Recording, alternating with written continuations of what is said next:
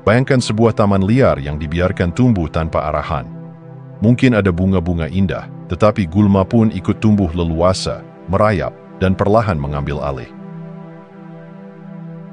Begitulah pikiran kita tanpa latihan. Ia bisa menjadi taman surga atau berubah menjadi belantara neraka yang menyesakan. Pikiran bukan hanya tempat kita berpikir, ia adalah lensa tempat seluruh hidup diproses dan dimaknai. Segala keputusan, reaksi, dan bahkan rasa cinta atau takut tumbuh dari akar pikiran kita. Ketika pikiran tidak dilatih, ia akan dengan mudah dikendalikan oleh dunia luar. Satu komentar negatif bisa menghancurkan hari kita. Berita buruk bisa menghisap energi vital kita.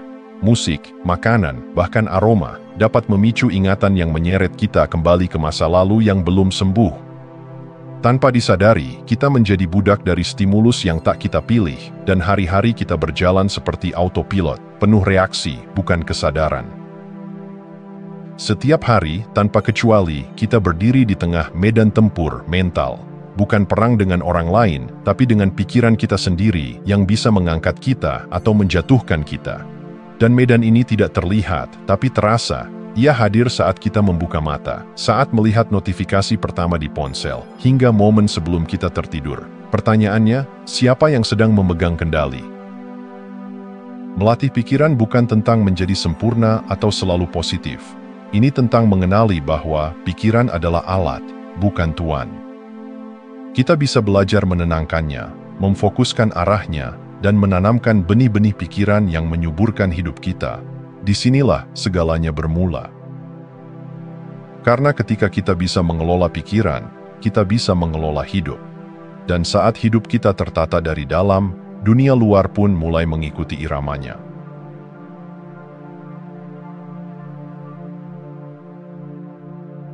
Bayangkan ini, kamu sedang merekam sesuatu yang penting, aliran ide begitu mengalir, lalu tiba-tiba ada suara gaduh dari luar. Seketika, aliranmu terputus. Muncul rasa kesal, jengkel, bahkan mungkin keinginan untuk marah. Inilah titik krusial antara bereaksi atau merespons. Pilihan kecil, tapi menentukan kualitas batinmu. Reaksi adalah insting lama yang hidup di tubuh kita, cepat, spontan, dan seringkali berakar dari luka atau ketakutan lama. Sistem saraf kita menyimpan warisan purba, yaitu mekanisme bertahan hidup yang tak selalu relevan di dunia modern. Saat kita bereaksi, kita membiarkan tubuh dan emosi mengambil alih. Dan seringkali, setelahnya, kita menyesal.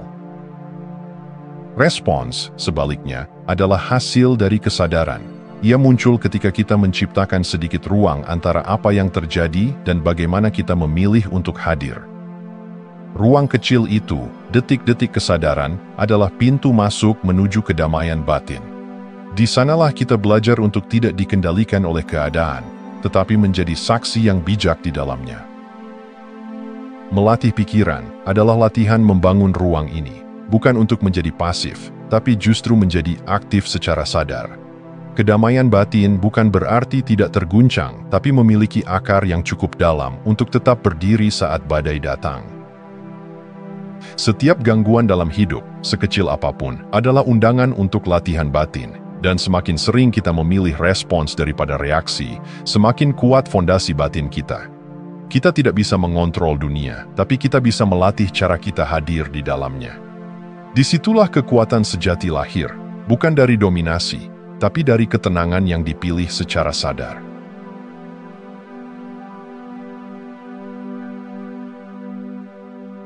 Ada saat-saat dalam hidup ketika emosi menyerbu seperti badai, amarah yang membakar, takut yang membeku, kecewa yang menyesakkan dada. Di momen itu, rasanya sulit bernapas, apalagi berpikir jernih. Kita pun tergoda untuk bertindak cepat, berteriak, menjauh, menyerah, atau menyerang. Tapi justru di titik paling mentah itulah, hadir kesempatan emas untuk memilih jalan yang berbeda. Pikiran yang terlatih bukanlah pikiran yang menolak emosi, tapi yang mampu berdiri teguh di tengah emosi.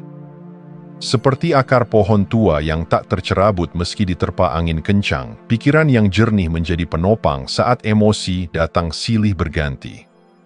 Ia tidak memadamkan emosi, tapi mengarahkan arusnya. Saat kita berlatih memilih damai daripada drama, bukan berarti kita menekan perasaan. Justru kita mengakui keberadaan emosi tanpa membiarkannya mengambil kemudi hidup. Kita belajar menyadari bahwa emosi hanyalah gelombang, sementara pikiran adalah lautan yang lebih dalam. Salah satu cara paling kuat untuk menumbuhkan ketahanan ini adalah dengan membayangkan versi dirimu di masa depan yang telah melalui badai ini dengan kepala tegak dan hati utuh. Versi dirimu yang lebih dewasa, lebih bijak, dan lebih damai. Dengan menghadirkan gambaran itu dalam benak, kamu tidak hanya memberi arah bagi pikiranmu, tapi juga kekuatan untuk melampaui momen sulit saat ini. Latihan ini bukan soal menjadi kuat dalam arti keras, tetapi kuat dalam arti lembut. Kuat karena kamu mengenal dirimu dan tidak larut dalam setiap gejolak. Emosi mungkin mengetuk pintu, tapi hanya kamu yang memutuskan siapa yang akan kamu biarkan masuk. Dan ketika pikiran menjadi penuntun, hidup tidak lagi digerakkan oleh reaksi sesaat, melainkan oleh kesadaran yang dalam dan mengakar.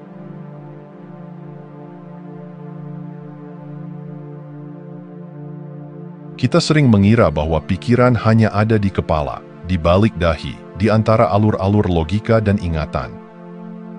Tapi sesungguhnya, pikiran hidup jauh lebih dalam.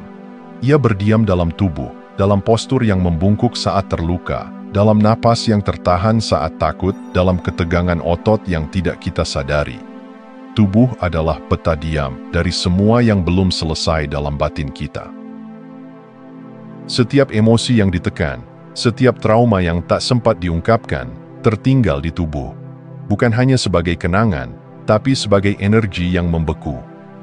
Itulah sebabnya kadang kita merasa sedih tanpa sebab, atau cemas, padahal semuanya baik-baik saja. Tubuh sedang berbicara, tapi kita jarang mendengarkannya. Saat kita mulai menyatukan perhatian dengan tubuh, lewat gerakan sadar, napas perlahan, atau bahkan sekadar duduk dan hadir, sesuatu yang ajaib terjadi, tubuh mulai membuka dirinya. Dan saat tubuh membuka, alam bawah sadar pun ikut terbuka. Kita tidak sekadar berpikir, tapi mengalami pemahaman yang lahir dari dalam. Praktik seperti yoga, meditasi, atau pernapasan bukan hanya ritual kesehatan. Ia adalah jalan pulang, menuju integrasi antara pikiran dan tubuh. Ketika keduanya menyatu, kita kembali menjadi utuh. Bukan utuh karena sempurna, tapi karena sadar. Disitulah transformasi sejati terjadi. Bukan dengan menambahkan hal baru ke dalam diri, tapi dengan mendengarkan yang selama ini diam. Tubuh menjadi jembatan antara kesadaran dan bawah sadar. Dan ketika kita berani hadir sepenuhnya di dalam tubuh, kita tidak hanya mengubah cara berpikir, tapi juga cara merasa, bernapas, dan hidup.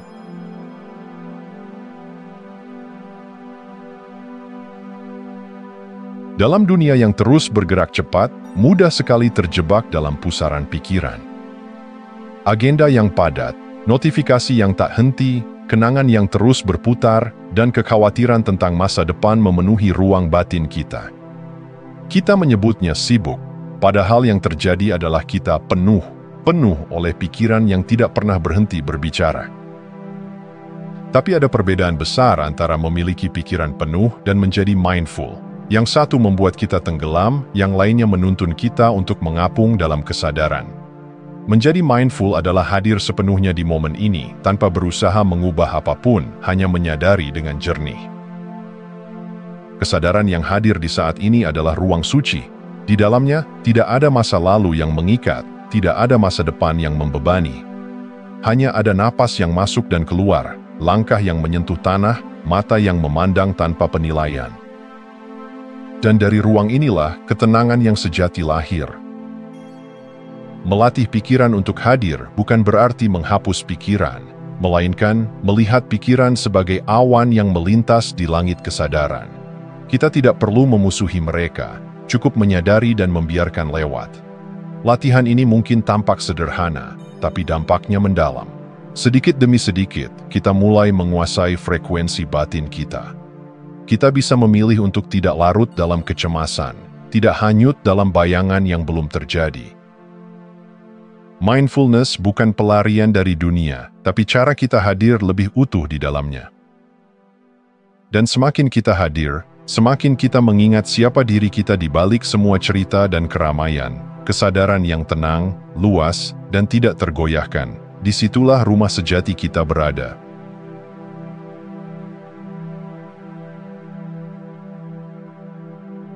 Banyak orang menjalani hidup dengan perasaan seolah mereka harus bertahan dari hari ke hari. Bangun pagi bukan dengan semangat, tapi dengan beban. Setiap keputusan dilandasi ketakutan akan kekurangan, penolakan, atau kegagalan. Inilah pola pikir bertahan, sebuah cara hidup yang dibentuk oleh trauma, pengaruh lingkungan, dan ketidakpercayaan terhadap kemungkinan yang lebih besar. Namun, hidup yang hanya berlandaskan bertahan cenderung sempit. Ia mengerutkan hati, membatasi mimpi, dan menciptakan rasa tidak cukup, bahkan ketika sebenarnya kita memiliki lebih dari cukup. Pikiran bertahan membuat kita selalu waspada, tapi jarang benar-benar hidup. Perubahan dimulai dari dalam, ketika kita mulai menyadari bahwa realitas eksternal hanyalah pantulan dari cara berpikir kita diberi kekuatan untuk mengubahnya. Melatih pikiran adalah proses lembut namun radikal untuk keluar dari narasi lama, narasi bahwa kita harus berjuang terus-menerus agar layak, aman, atau bahagia. Pikiran melimpah bukan berarti menutup mata dari realitas, melainkan membuka mata lebih lebar. Ia memandang dunia sebagai tempat yang penuh kemungkinan, bukan ancaman. Ia tidak menunggu bukti untuk merasa cukup, karena perasaan cukup datang dari dalam. Dari rasa syukur, dari kelapangan hati, dari kesediaan untuk percaya bahwa hidup bisa baik. Proses ini tidak instan, tapi setiap kali kita memilih untuk memperluas persepsi, memandang tantangan sebagai peluang bertumbuh, dan mengubah cerita dalam kepala kita sedang membangun fondasi baru. Kita sedang berpindah dari bertahan menjadi hidup, penuh, utuh, dan melimpah. Dan saat pikiran kita melimpah, hidup pun mengikuti. Karena apa yang kita tanam dalam pikiran akan tumbuh dalam kenyataan.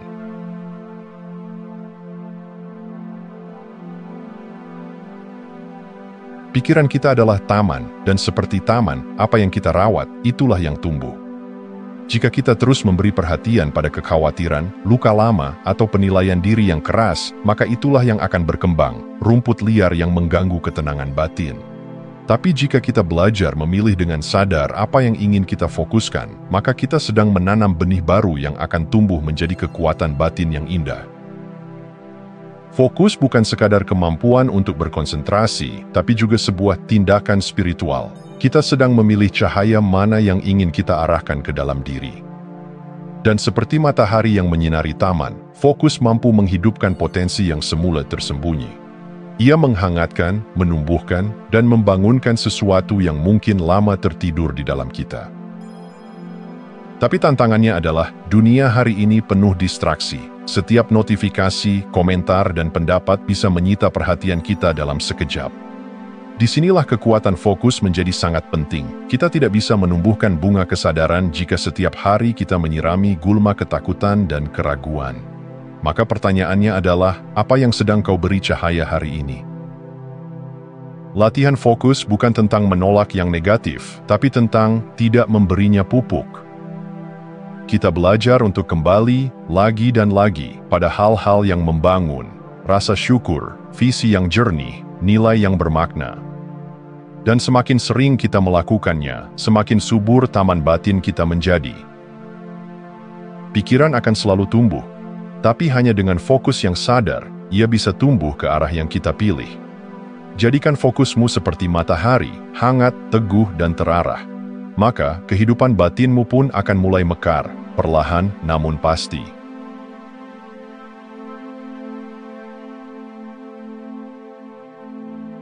Pernahkah kamu merasa gelisah di ruangan yang berantakan, atau justru tenang saat berada di alam terbuka? Itu bukan kebetulan. Lingkungan bukan sekadar latar tempat kita hidup, ia adalah cermin batin, pantulan halus dari apa yang sedang terjadi di dalam diri. Dan sebaliknya, lingkungan juga memengaruhi apa yang tumbuh dalam pikiran kita, bahkan tanpa kita sadari. Tubuh kita merespons cahaya, suara, warna, dan bahkan getaran energi dari orang-orang di sekitar. Penelitian tentang epigenetika mengungkap bahwa lingkungan bisa mengaktifkan atau menonaktifkan ekspresi gen tertentu. Artinya, suasana di luar bisa menyalakan atau meredupkan potensi terdalam kita. Itulah mengapa penting untuk menciptakan ruang yang mendukung kesadaran. Bukan berarti harus mewah atau sempurna, tapi penuh niat. Mungkin dimulai dari merapikan meja kerja, menyalakan lilin aromaterapi, atau memilih musik yang membawa ketenangan. Hal-hal kecil ini membentuk medan energi tempat pikiran berlabuh. Begitu pula dengan orang-orang di sekitar. Lingkaran sosial yang suportif bukan hanya menyemangati, tapi juga menjadi pengingat tak bersuara tentang siapa kita dan kemana kita melangkah. Jika ingin bertumbuh, kita perlu berada di tanah yang subur, lingkungan yang menguatkan arah jiwa. Namun, ini bukan soal mengontrol semua yang ada di luar. Ini tentang menyadari pengaruhnya dan memilih dengan bijak. Ketika kita menata dunia luar dengan kesadaran, dunia dalam kita ikut tenang. Dan ketika batin damai, kita mulai hidup bukan hanya sebagai reaksi dari dunia, tapi sebagai pencipta suasana di dalamnya. Lingkungan yang kita pilih, bentuk, dan rawat adalah doa diam-diam tentang bagaimana kita ingin hidup. Maka bentuklah cermin itu dengan cinta.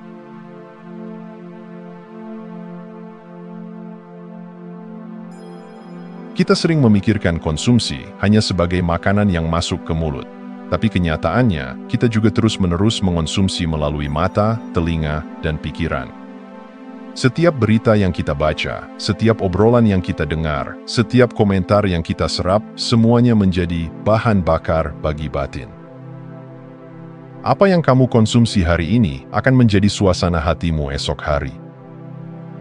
Jika kita terus-menerus mencerna pikiran negatif, ketakutan massal, atau standar-standar palsu dari luar, jangan heran jika kita merasa lelah, cemas, dan tidak tahu siapa diri kita sebenarnya. Pikiran seperti tanah, apa yang ditabur, itulah yang tumbuh. Dalam dunia yang penuh informasi, kesadaran adalah filter terpenting. Kita perlu mulai bertanya, apakah yang aku baca dan dengar ini memberi energi atau justru mencuri ketenangan? Pikiran negatif bukan hanya kebisingan sementara, ia bisa menjadi racun perlahan yang mempengaruhi cara kita melihat dunia dan lebih dalam lagi, cara kita melihat diri sendiri. Menjadi sadar akan konsumsi batin adalah langkah berani. Ini berarti mulai memilih dengan hati-hati, buku apa yang ingin aku baca, siapa yang ingin aku dengar, pikiran seperti apa yang ingin aku pelihara dalam ruang dalamku. Kita tidak bisa selalu mengontrol apa yang datang, tapi kita bisa memilih apa yang akan kita simpan. Setiap pikiran adalah benih realitas. Maka pilihlah yang memberdayakan, yang menumbuhkan harapan, yang menyuburkan jiwa. Bukan karena hidup harus selalu positif, tapi karena kita layak hidup dengan kesadaran, bukan ketakutan. Kamu bukan hanya pencipta pikiran, tapi juga konsumennya. Maka hidangilah dirimu dengan isi yang jernih, bijak, dan menguatkan. Karena apa yang kamu izinkan masuk akan menentukan siapa kamu menjadi.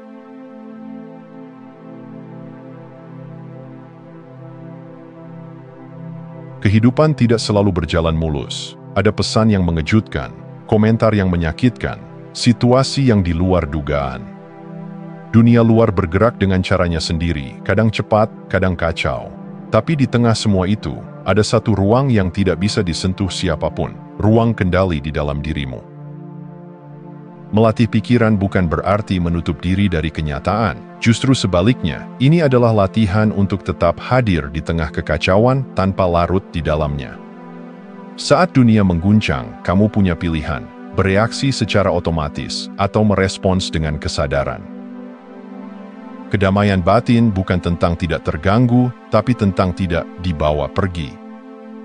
Itu adalah kekuatan lembut yang bersumber dari keheningan yang kamu rawat setiap hari, dari momen-momen kecil ketika kamu memilih diam alih-alih membalas, bernapas alih-alih meledak, menyadari alih-alih menilai. Disinilah letak alkimia sejati, mengubah kekacauan luar menjadi kejelasan batin. Dunia boleh gaduh, tapi kamu tetap bening. Dunia boleh menekan, tapi kamu tetap luas. Dunia boleh marah, tapi kamu tidak harus terbakar. Latihan ini tidak instan, Tapi setiap kali kamu menyadari bahwa tidak ada yang benar-benar bisa mengendalikan isi pikiranmu selain dirimu sendiri, kamu sedang kembali ke pusat kekuatanmu. Dan dari pusat itulah kamu bisa memilih, tenang, sadar, hadir. Kamu bukan korban dunia ini, kamu adalah penjaga kesadaranmu sendiri. Dan ketika kamu benar-benar memahami itu, kamu tidak hanya menjalani hidup, kamu memimpin hidupmu dari dalam. Karena pada akhirnya, kendali terakhir selalu ada di dalam dirimu. Terima kasih sudah menonton. Jangan lupa like, komen, dan subscribe untuk dukung channel ini terus berkembang. Sampai jumpa di video selanjutnya.